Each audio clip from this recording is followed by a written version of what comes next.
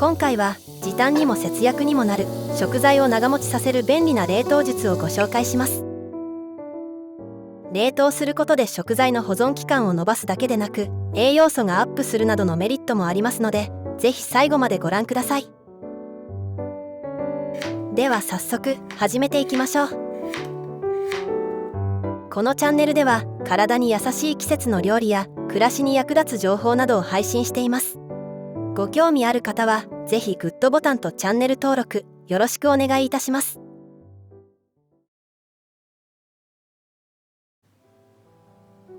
まず1つ目の食材はバターです。開封したバターは酸化して風味が落ちやすいので、すぐに使わない場合は冷凍保存をしておくと美味しさを保つことができます。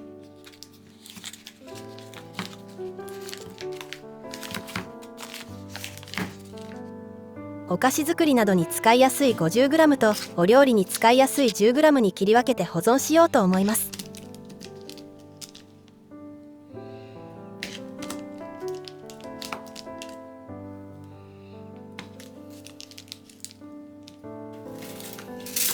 長期間保存する場合は光による酸化を防ぐためにアルミホイルで包んで保存するのがおすすめです。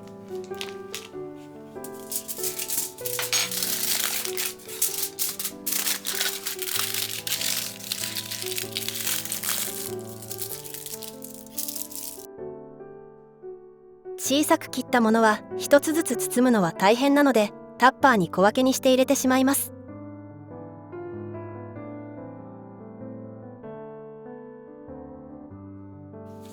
アルミホイルで包んだものはジッパー付き保存袋に入れて密封してから保存します。保存期間は半年ほど。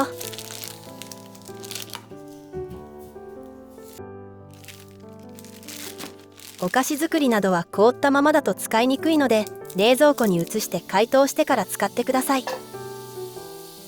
加熱するお料理に使う場合は凍ったまま使えます。最近はお値段が高いバターですが、冷凍保存することで酸化したりカビたりすることなく、新鮮さをキープしたまま最後まで使い切ることができますよ。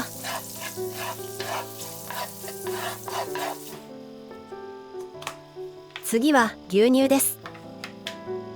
牛乳は賞味期限が短いので余りがちです。牛乳を冷凍するときは使いたい分だけ取り出せるように製氷機で凍らせるか、タッパーまたはジッパー付き保存袋で保存しましょう。タッパーに入れたら冷凍するだけ。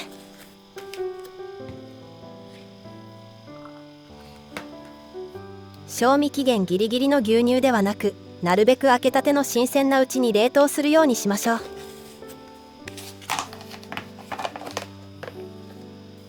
タッパーで保存するときはラベリングするのが面倒なので、水性ペンで直接日付を書いてます。拭けばすぐ落ちるので便利ですよ。牛乳は冷凍することで1ヶ月程度保存可能です。牛乳は解凍すると水っぽくなってしまい、そのまま飲むには美味しくありません。シチューやグラタンなどのお料理に使うか、凍ったままミキサーにかけスムージーにすると美味しくいただけます。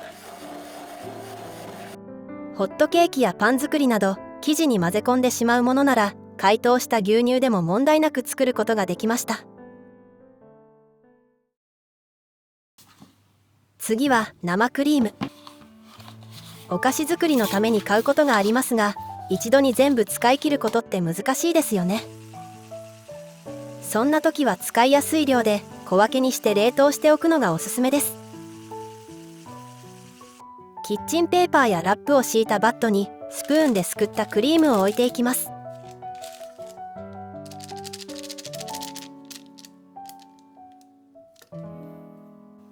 こんな感じで置いたら冷凍するだけです。触ってみてしっかり固まっていれば OK。 3週間ほど保存可能なので、2、3日中に頑張ってクリームを消費する必要はありません。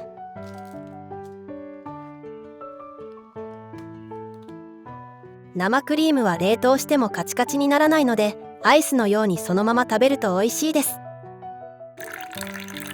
他には温かいホットココアの上に浮かべると濃厚になって腹持ちもよく、小腹が空いた時にぴったり。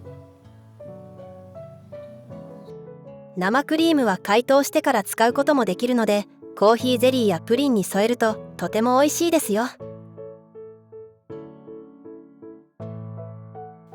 ちなみに生クリームはホイップする前の状態でも冷凍することができます。製氷機やシリコンカップに流して冷凍しましょう。ただ、解凍後に泡立てることはできないので注意です。お料理に使うか、コーヒーのクリーム代わりに使ったりするのが良いと思います。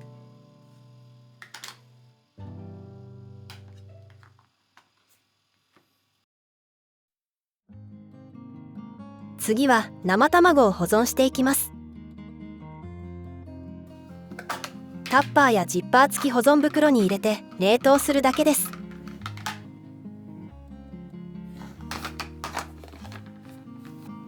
生卵の賞味期限は2週間ほどですが、冷凍することで1ヶ月ほど保存することができます。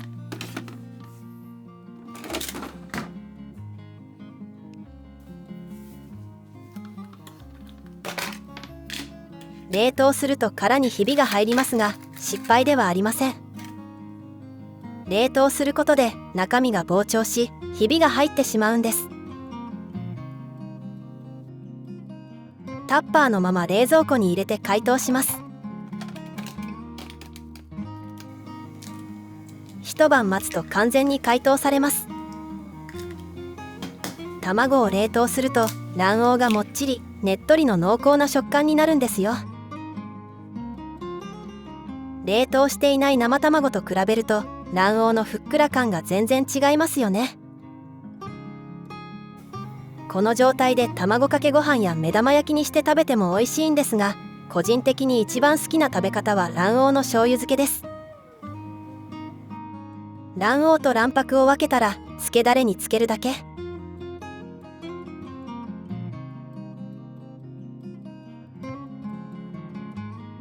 数時間したら卵黄を裏返し、全体が漬けだれに浸かるようにして一晩寝かせます。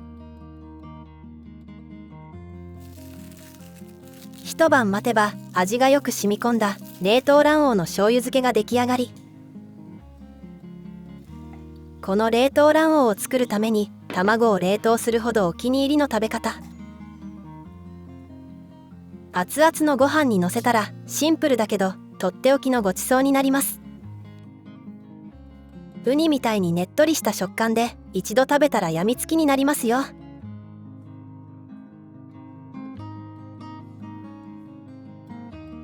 一度冷凍したものなので出来上がったらなるべく早く食べてくださいね。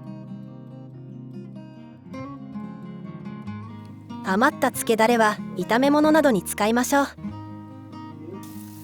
余った卵白はスープに入れたりオムレツにしたりすると美味しく消費できますよ。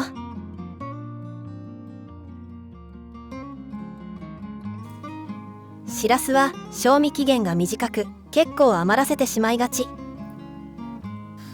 冷凍すると1ヶ月ほど保存可能なので、買ってすぐの新鮮なうちに冷凍してしまいましょう。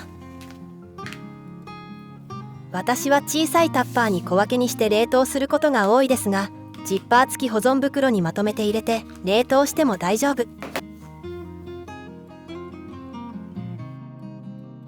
しらすは冷凍してもパラパラとすぐ崩れるので使いたい分だけ出しやすいですし、卵焼きや炒め物に加えるなら解凍せずに使えます。冷蔵庫に入れて自然解凍すると元のしらすの状態に戻るので、しらす丼にしたりして楽しめます。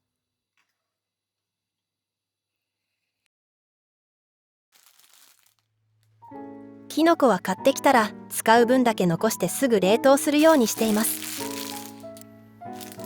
この前初めて知ったんですが、ぶなしめじは石突きを切り落とすよりも真ん中から抜くようにして取るとびっくりするくらい簡単にきれいに取れるんです。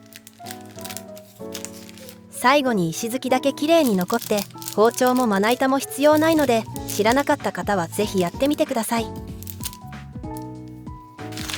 ジッパー付き保存袋に入れて平らにしてから冷凍しましょう。冷凍すると1ヶ月ほど保存が可能です。平らにして冷凍したことでくっつかず崩しやすいので、使いたい分だけ取り出してお料理に使うことができます。解凍する必要はないので、凍ったまま調理してしまいましょう。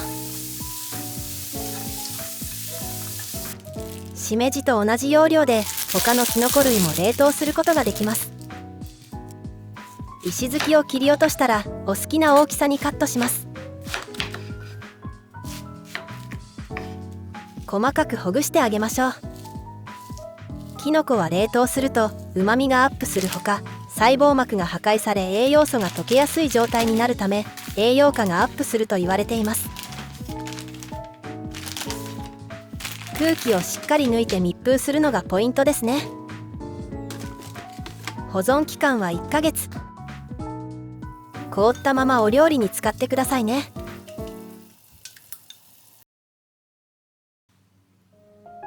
次はしじみです。しじみを冷凍するとオルニチンという栄養価が8倍にもアップすると言われています。しじみはよく洗って砂抜きをしてから冷凍しましょう。塩分約 1% の塩水を作ります。今回はしじみの量が少ないので、水 300ml に塩 3g。ボウルにざるを入れることで吐き出した砂を再度吸い込むのを防ぐことができます。しじみを入れたボウルに新聞紙などで蓋をして光を遮ってあげましょう。遮光をしてあげることでしじみはストレスを感じることなく、早くたくさんの砂を出してくれます。この状態で6時間程度砂抜きを行います。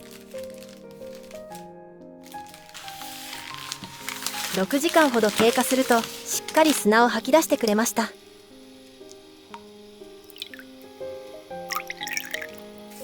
あとは軽く水洗いしてからタッパーなどに入れて冷凍するだけです。冷蔵保存だと 2,3 日しか日持ちしないしじみですが、冷凍すると2ヶ月ほど日持ちします。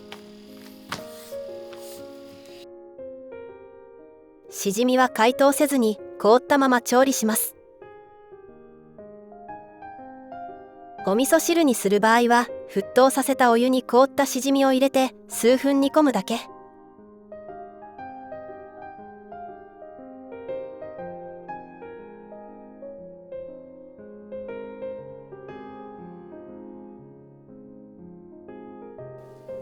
よくお出汁が出たらお味噌を入れていただきましょう。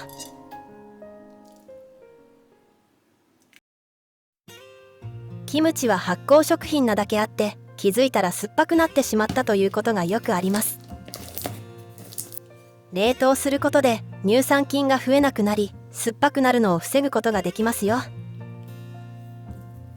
キムチの匂い移りを防ぐためにラップに包んで冷凍するのがおすすめです。使いやすい量で小分けにして冷凍するのがいいと思います。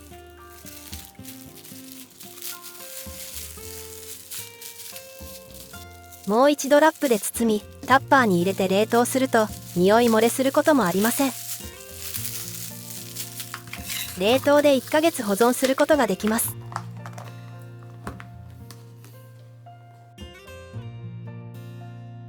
解凍すると水っぽくなってしまうことがあるので、凍ったまま調理するのがおすすめ。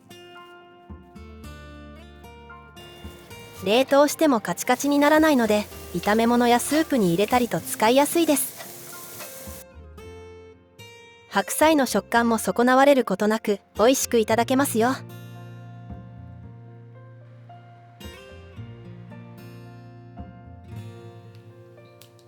生姜は冷蔵庫で保存しているといつの間にかカビが生えてしまうことがあります。冷凍した生姜は解凍せずにそのまま使うので、事前によく洗っておくのがポイント。洗ったらよく水気を拭き取っておきましょう。我が家ではスライスかすりおろしで使うことが多いので事前に切っておきます。スライスしたものはタッパーに入れるかラップで包みます。重ねて冷凍してもくっつかないのでそのまま入れてしまって大丈夫。すりおろす分はラップで包んでそのまま冷凍してしまいましょう。ジッパー付き保存袋に入れて冷凍します。保存期間は2、3ヶ月。使うときは冷凍庫から出し、そのまますりおろします。少し硬いですが、使う分だけすりおろせるので便利です。すりおろしたらすぐに溶けるので、そのまま食べられます。スライスした生姜も手で簡単に崩せるので、煮魚の臭み取りなどで使いたい枚数だけ取り出します。千切り生姜やみじん切り生姜でも同じ保存方法で大丈夫ですよ。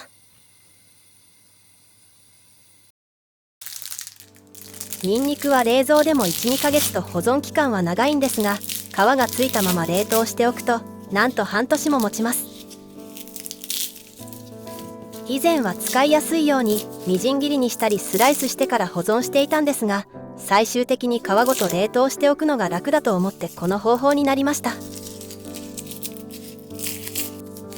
1かけずつ分けたら皮ごとラップに包んで、あとはタッパーに入れて冷凍保存します。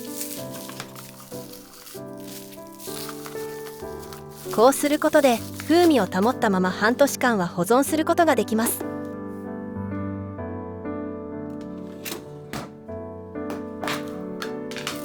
使い方は簡単で、冷凍したニンニクの皮を剥いてそのまま使うんですが、ニンニクは冷凍保存をすることで皮がすごく剥きやすくなるんですよね。1分ほど水につけておくだけで皮がスルンと剥けるようになります。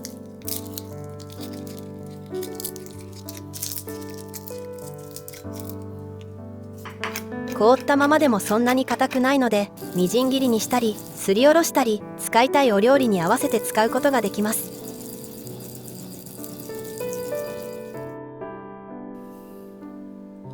カリウムたっぷりで食物繊維が豊富なバナナ。バナナはあっという間に食べ頃になってしまうので、ある程度熟してきたら冷凍保存しています。ラップで包む前にレモン汁を塗ると変色するのを防げます。あとはラップで包んで冷凍するだけ。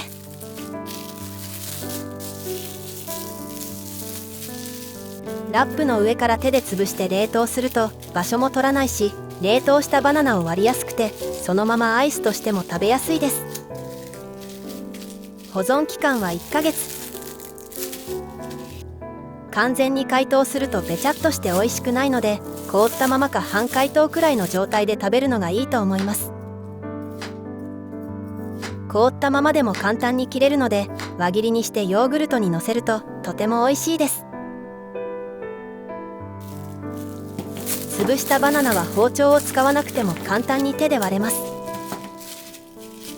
レモン汁をかけないとこんな感じに茶色くなってしまいます。この冷凍したバナナでスムージーを作るととっても美味しいんです。小腹が空いた時や甘いものが欲しくなった時でも、バナナジュースなら罪悪感なく飲めて食物繊維も取れ、お腹も満たせるのでお気に入りです。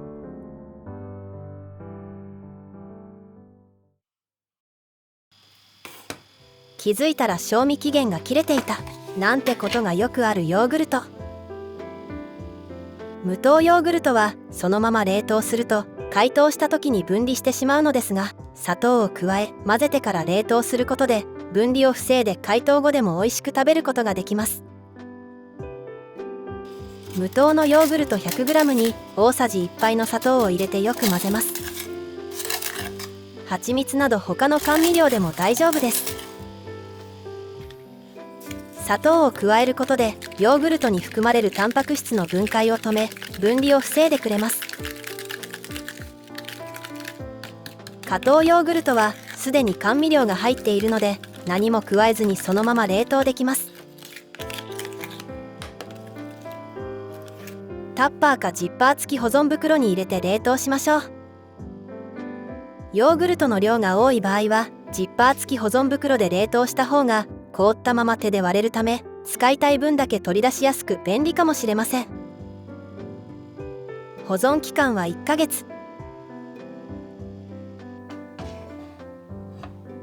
半解凍の状態でフローズンヨーグルトみたいに食べても美味しいですし、元のヨーグルトの状態に戻したい場合は冷蔵庫に入れて解凍してください。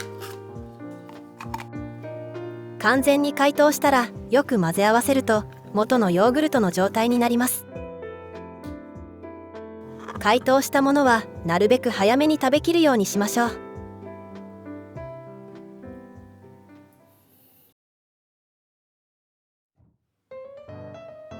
とろけるチーズも開封後は賞味期限に限らず 1,2 週間で使い切れないと傷んでしまうので、買ったらすぐに冷凍保存しています。未開封の場合は袋のまま冷凍します。保存期間は1ヶ月。冷凍してもパラパラになるので出しやすいですし、冷凍のまま使っても問題なくとろけてくれます。開封したものはラップに包んで小分けにしてもいいですし、輪ゴムなどで口を閉じてからジッパー付き保存袋に入れて保存しましょう。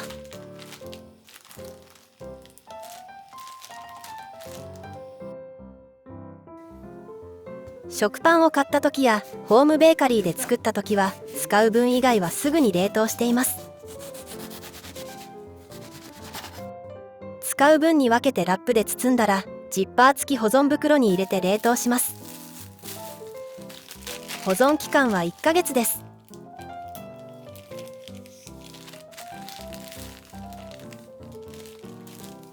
サンドイッチなど焼かずに使う場合は解凍が必要ですが、トーストにする場合は解凍しなくても大丈夫です。2枚重ねてあっても簡単に剥がせます。解凍の必要がないので忙しい朝にも便利ですね。パスタは茹で時間が長めなので毎回茹でると意外と時間がかかって大変なんですが、まとめて茹でて冷凍しておくととても時短になるのでおすすめです。パスタの茹で時間は短めにして普通よりも固めに茹でておきましょう。今回使ったパスタは本来7分の茹で時間なんですが5分半茹でて冷凍しています。茹で上がったらこれ以上パスタに火が通らないように水でしっかりと冷やします。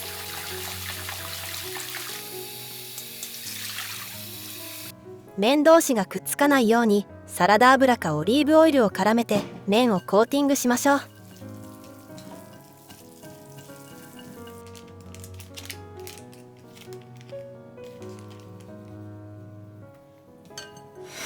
あとは使いやすい量でジッパー付き保存袋に小分けにしたら冷凍庫に移します。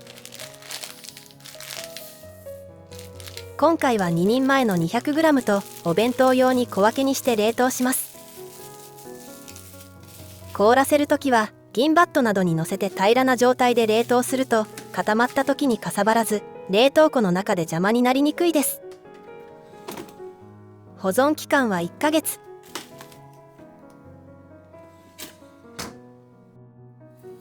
前日に冷蔵庫に移して解凍してもいいですし、レンジ加熱で簡単に解凍することができます。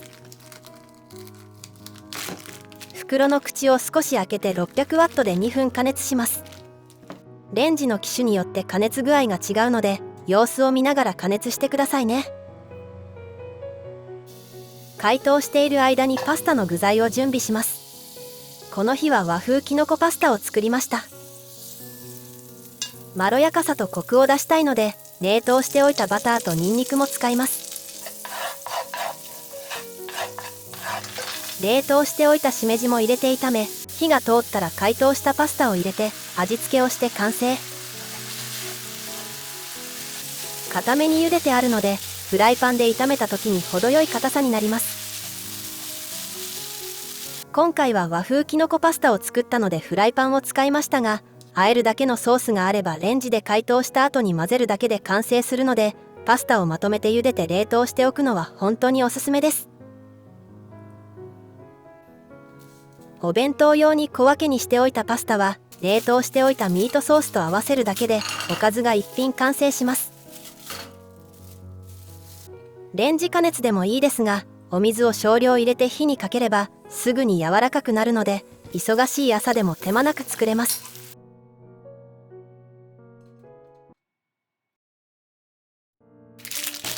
パスタが冷凍できるならもちろんうどんも冷凍できます。そのままジッパー付き保存袋に入れて冷凍します。保存期間は1ヶ月です。焼きうどんなど汁がないものを作る場合は冷蔵庫に入れて自然解凍してから使いましょう。かけうどんやカレーうどんは凍ったままでも大丈夫。汁に入れて煮込めば完成です。煮込みすぎると麺がちぎれてしまうので注意してくださいね。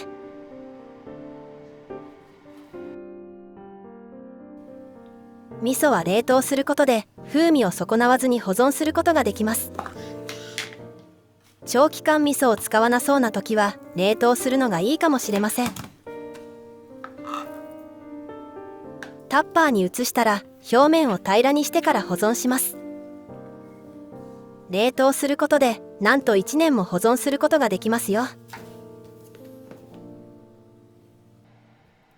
味噌は冷凍しても固まらないので使いたい時に使いたい分だけ取り出せるので便利です。お得用の味噌を買った時でも劣化させることなく最後まで使い切れますね。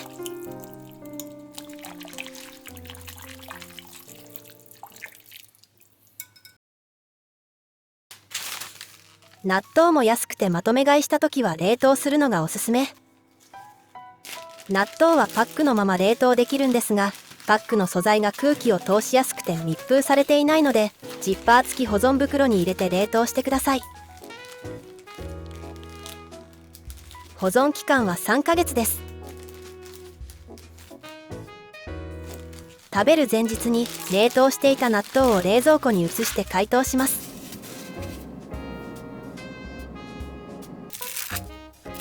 風味や粘り、味わいも冷凍前と解凍後で変わらず楽しめます。すぐに使いたいときは納豆を器に移し、レンジの600ワットで20秒ほど加熱をして解凍しましょう。タレやからしは凍らないので解凍しなくてもすぐ使えます。解凍が終わったらよく混ぜて完成です。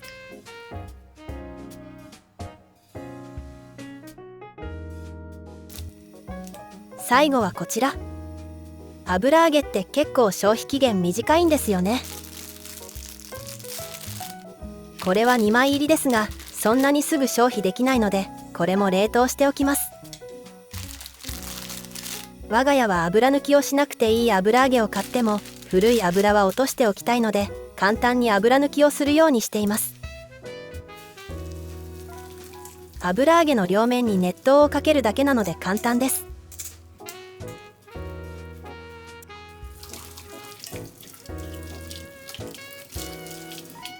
キッチンペーパーで余分な油を拭き取ったら使いやすいサイズに切ります。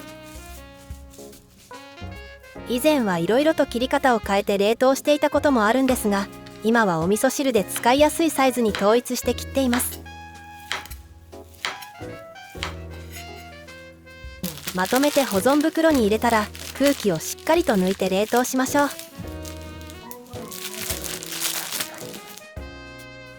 保存期間は1ヶ月。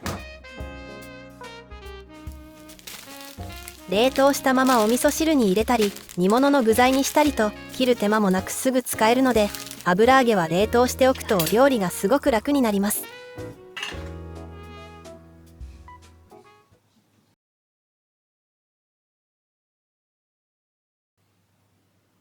時短にも節約にもなる便利な冷凍術20選いかがだったでしょうか。買い物した後にまとめて作業することで時短にもなり、食材を無駄にすることなく消費して節約すると同時に食品ロスも減らしていきたいですね。